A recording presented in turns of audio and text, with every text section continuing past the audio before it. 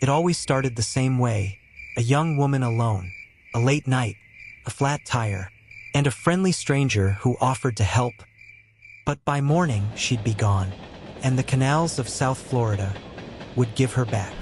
Between 1975 and 1976, a shadow stalked the highways of Miami-Dade and Broward counties.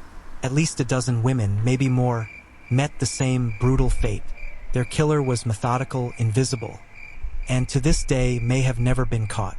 The mid-70s were a time of sun, freedom, and transience in South Florida.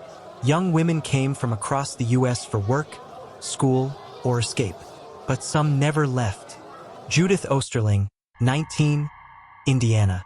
Mary Capalla, 15, Pennsylvania. Darlene Zetterower, 14, South Florida. Judith had just finished a shift at a massage parlor.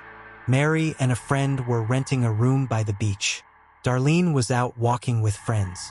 Their lives, ordinary, hopeful, interrupted by a man with a sharp object and a plan. Bodies began turning up in canals.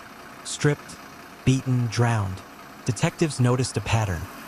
Rear tires punctured, cars abandoned, bodies dumped in water. With no DNA tools and limited databases, detectives relied on patterns. The killer was careful. He changed methods slightly. Some women were strangled, others beaten. Could it be multiple killers? They chased false leads: serial rapist Eddie Mosley, confessor Robert Carr, but nothing stuck. Witnesses described a white man, mid-20s, confident, helpful. Still no name, no face. To understand the killer, detectives had to think like him.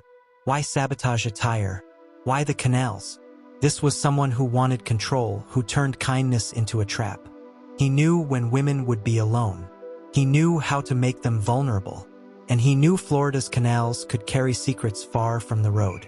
Nearly 50 years later, in 2023, modern DNA cracked open the case. DNA from Barbara Schreiber and Darlene Zetterower's clothes pointed to two men, Robert Clark Keebler and Lawrence Stein, both now dead.